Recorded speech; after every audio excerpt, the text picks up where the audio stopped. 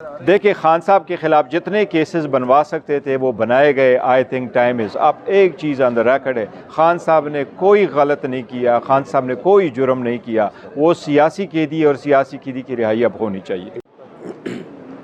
और सब पहले तो ये बताइएगा कि अभी स्टेटमेंट रिकॉर्ड होनी थी तो वो उसमें डिले क्या टेक्निकल लीगल कोई आ रहा है या आज लिस्ट ही नहीं? देखे, ये आज हमने जो कंप्लेंट फ़ाइल की, कंप्लेंट का अपना एक तरीक़ाकार है। प्राइवेट कंप्लेंट में पहले आप फ़ाइल करते हैं, फिर उसमें से हाज़िरी हो जाती है और हाज़िरी के बाद कर्सरी स्टेटमेंट रिकॉर्ड हो जाता है। फिर अगर और गवाह कोई है उनकी भी स्टेटमेंट रिकॉर्ड हो जाती है। उसके बाद कोर्ट आर्गूमेंट सुन कर के नोटिस इशू करती है प्रोसेस, चाहे वो समन इशू करे या वारंट इशू करे।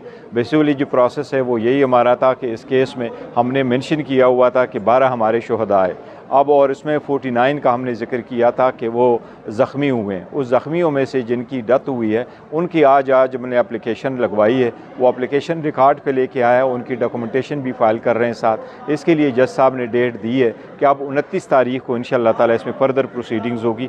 कर्सरी स्टेटमेंट जो है वो रिकॉर्ड होगा। तो ये एक प्राइवेट कंप्लेंट है, इसका एक प्रोसीजर अलग होता है, तो इसलिए थोड़ा सा टाइम लगता है।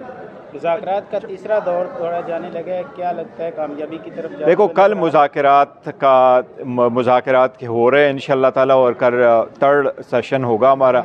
हम अपने मुतालिबात इन राइटिंग देंगे। हम तवक्को करते हैं कि हुकूमत इस पर संजीदगी के साथ गौर करेगी। हमें उम्मीद है अगर संजीदगी के साथ बैठेंगे, खुले दिल के साथ बैठेंगे, नेकनीयती के साथ बैठेंगे तो जितने मसाइल है उसका एक हल निकल आएगा।